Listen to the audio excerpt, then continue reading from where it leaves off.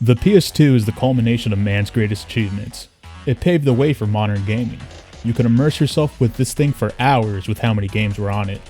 Not only was it home to series-long franchises, it would soon be home to ones getting their fresh start. And there was a particular title that redefined what the action genre was.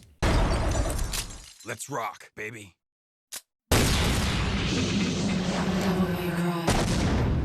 Developed by our boys at Capcom, Hideki Kamiya and Shinji Mikami, Devil May Cry first released in 2001 for the PS2, both being pretty established members of the industry, with both Kamiya and Mikami having worked on Resident Evil and Resident Evil 2. Mikami being lead director on Resident Evil 1, and Kamiya being director of Resident Evil 2. And after the commercial success of the Resident Evil series, together they would go on and create Resident Evil 4. Or at least that was the plan. But the original idea to have Leon as a returning character kicking ass was a bit of a far cry from the humble beginnings of the Resident Evil franchise. Little did they know. But instead of scrapping the whole idea, and with a bit of convincing from Mikami, and a little tweak to Leon's design here and there, we have a new team, a new protagonist, and a new game. And with all that out of the way, it's time to get into the game proper. 2 millenniums ago, there was a war between the human world and the other, the underworld. But somebody from the underworld woke up to justice and stood up against this legion alone. His name was Sparda. Later, he quietly reigned the human world and continued to preserve harmony until his death. He became a legend. The legendary Dark Knight, Sparda. So I actually really like this cutscene because it hypes up who Sparda is, what he's about and what he stands for, and what he's willing to do for his justice. He's the reason the events of the game even happen. Actually, he's pretty much the reason any of the games happen. He's the guy. I'm the guy. It's really cool to see in-universe the events that one guy can kick off, and totally isn't disrespected in a reboot game 12 years later.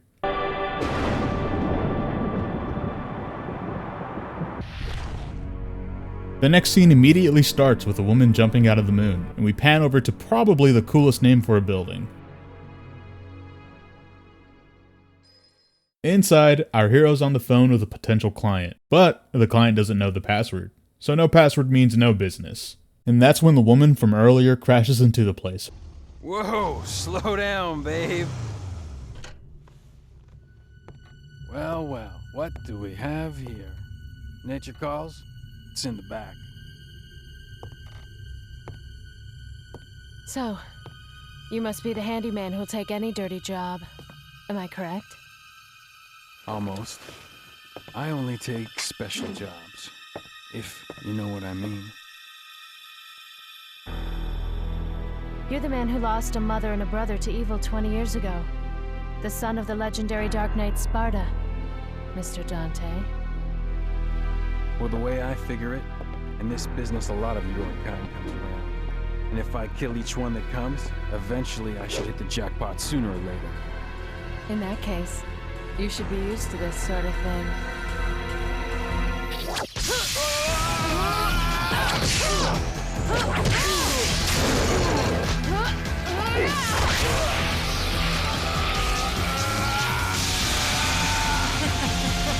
Are you really the son of the legendary Dark Knight Sparda? Didn't your daddy teach you how to use a sword? Sword. Time to go to work, guys.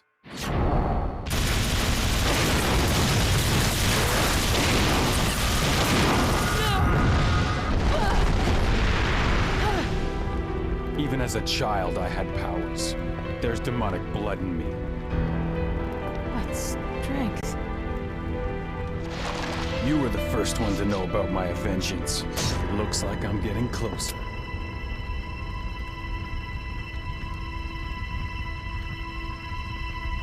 It seems that way, but I'm not your enemy. My name is Trish. I came here to seek your help, to put an end to the underworld. What?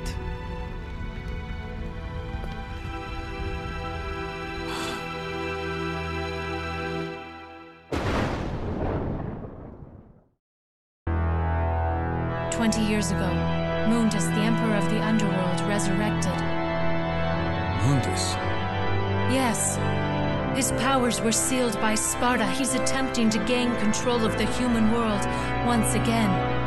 He has been preparing to open the gate on Malay Island.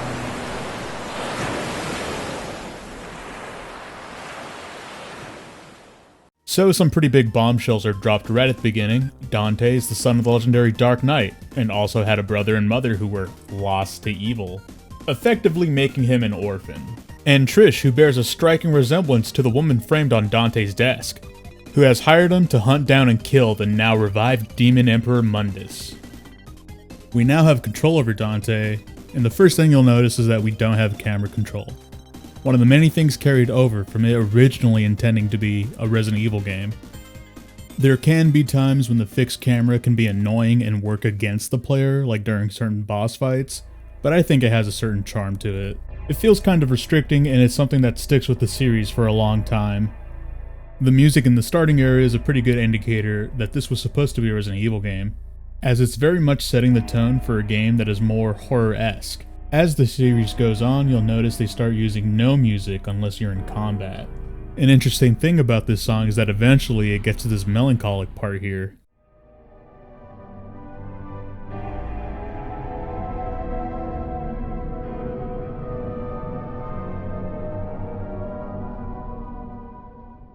The same sample is also used in Resident Evil 4.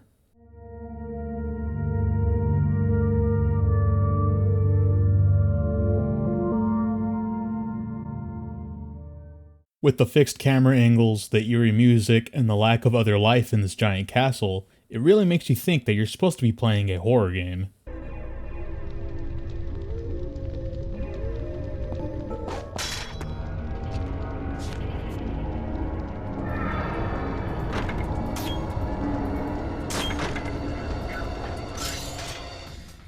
As we head further into the castle, we finally have our first encounter with the main enemies of the game, the marionettes. They come in many different flavors, but for the most part, they're jobbers and they're pretty easy to get rid of. Combat in this game is pretty simple. You get your basic 3-hit sword combo, and if you delay your input after the second hit, you can either get a 4-hit combo instead, or end your combo with the million stabs move. And then we have Dante's pistols, Ebony and Ivory. They're really only good for chip damage on most enemies, but they really do shine with one particular enemy we'll see later in the game. During combat, you'll notice at the top of the screen that some words appear. This is your quote-unquote style meter.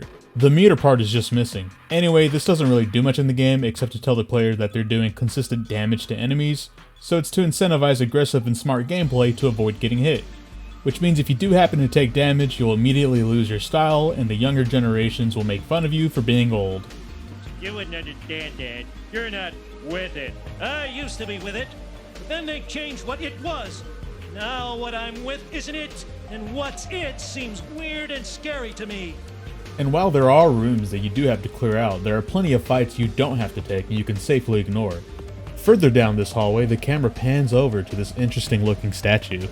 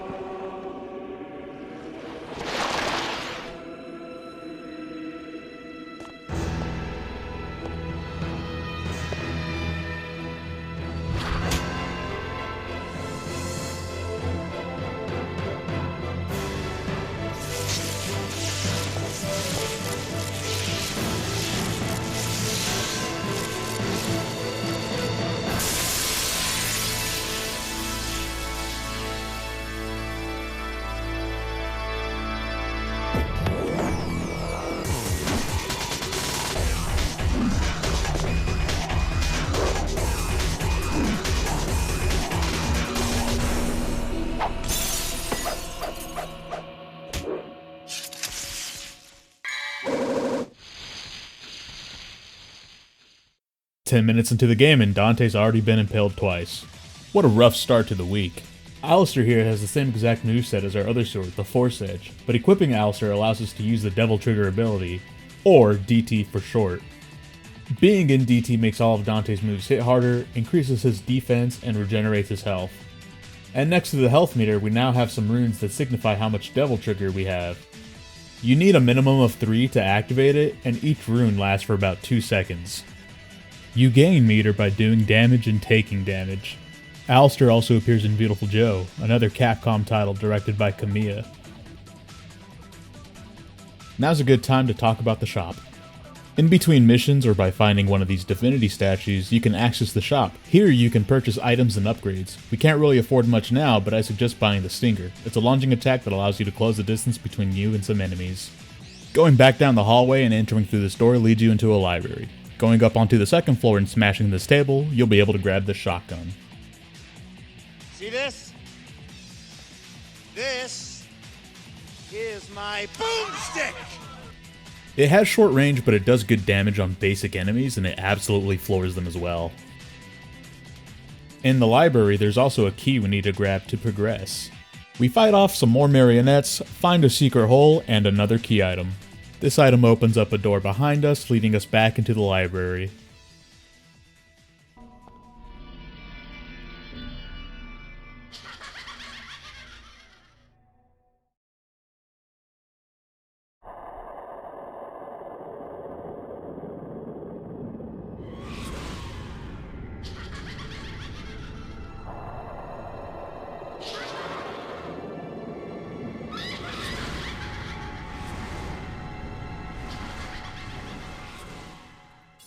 We're introduced to some new enemies, the Sin Scissors.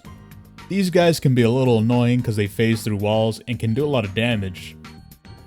But just wait for them to open up their scissors, then a well-timed clash and a shotgun blast will take care of them in one hit. Back out in the hall, we stick our key item into this door and it leads us into this really disturbing room with these pulsating pillars. Here we have another key item we need to grab, but this pillar of light is blocking it. Interacting with it blasts open a door for us. As we step outside, we have a bridge overlooking the ocean. Definitely one of the coolest set pieces in the game. We then ask this cool rock for some directions. Excuse me, do you know how to get to town? Yeah, it's back the way you came. And by taking its advice, we're struck by lightning and drop into the ocean. There's only one way to go from here. Just stand on this portal and then immediately get jumped by these skullheads. And then after getting jumped, just go back the way you came.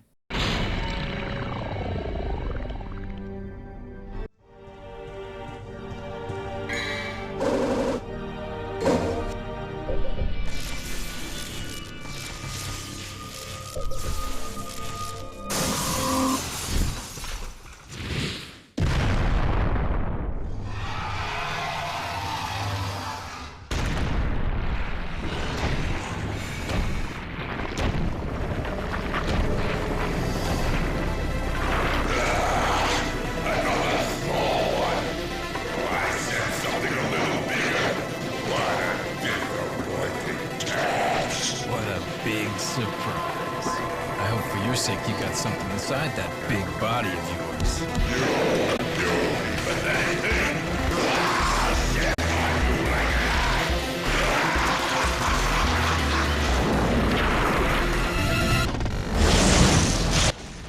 This is Phantom, the first boss of the game, and possibly the first player filter of the game. If we didn't know that Dante was a badass before, we definitely do now, because he was openly mocking this giant lava spider. Perhaps a remnant of Leon left behind when this was still Resident Evil 4. I've sent my right hand to dispose of you. Your right hand comes off? Luckily, I'm able to beat him on my first try, and I don't have to use an item to fight him again, because I'm a real Devil May Cry gamer.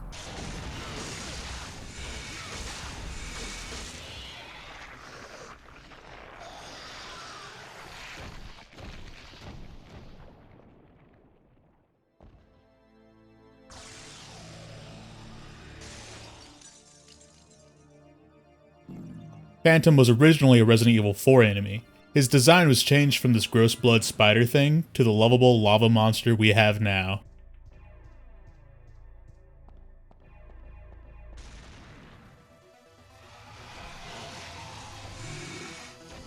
Alright, so Phantom has decided to make me a liar and is still alive despite literally melting in the last room. Luckily he's way easier than before and there should be no trouble beating him.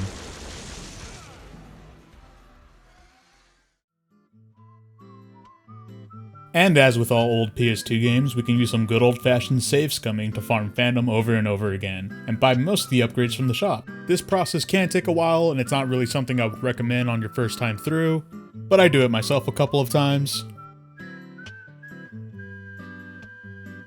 Holy fish paste! And it only took hunting Phantoms to near extinction.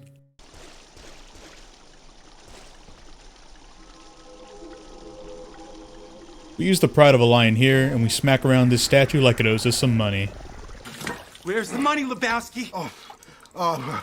It's down there somewhere. Let me take another look.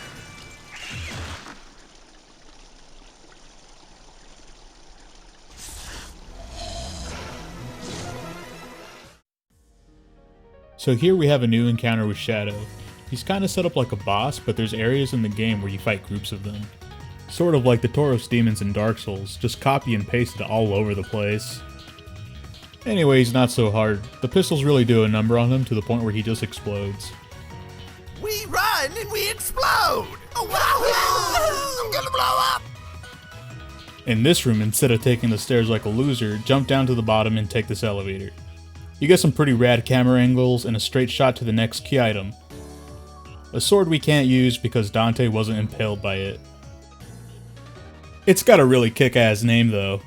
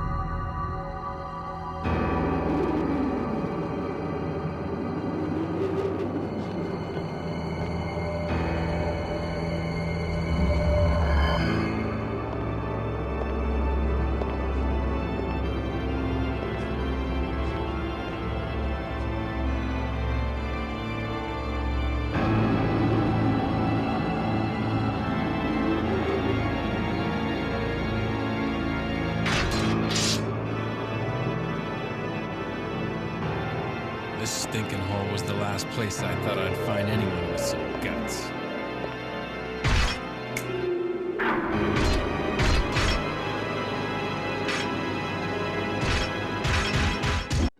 So we are now introduced to Nello Angelo. A common trend in the early 2000s was mistranslating everything. So Nello Angelo is actually supposed to read as Nero Angelo. In Italian, Nero Angelo translates to Black Angel, or Kudoi Tenshi if you're a weeb. I'm gonna stick with saying Nello though, because they kinda canonized the name in the later games. The interaction between the two is really cool, because Nello Angelo definitely had the chance to swing on Dante, but in not doing so, we can see that he has some pride on how he carries himself, despite being someone that's serving Mundus. We can't say for sure why though, maybe seeing a fellow swordsman piqued his interest. Observing this dresser, we can see that there is a note left behind by a Castellan, stating that something is off about the castle, how flowers either never die or wilt instantly. I've played my fair share of Resident Evil games, and this note definitely reads like it came straight out of one.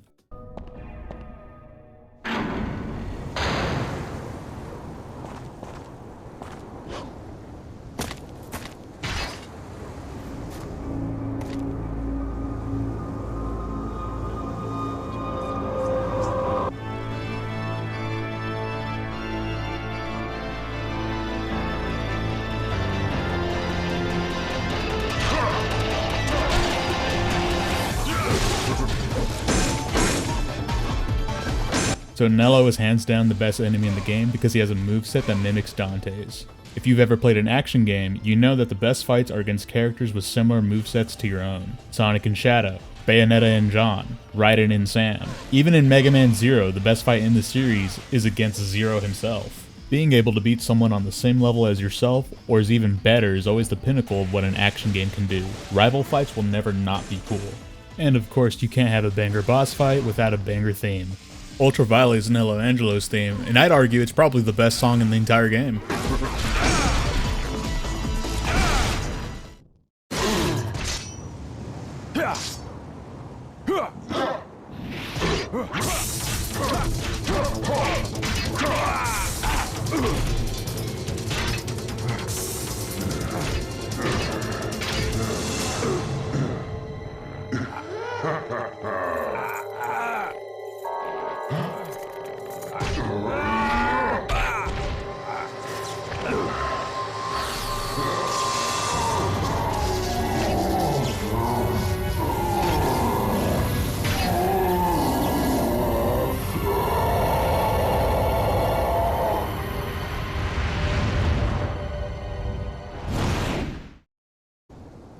Hey, thanks for making it to the end. I originally wanted to do the entire game in one video, but splitting it into parts felt like it would be more digestible. So expect a part 2 soon. I'd also like to thank AstroDart on Twitter for doing the Dante meme edits for me. Please consider checking out some of her art. Anyways, thanks for watching and God bless.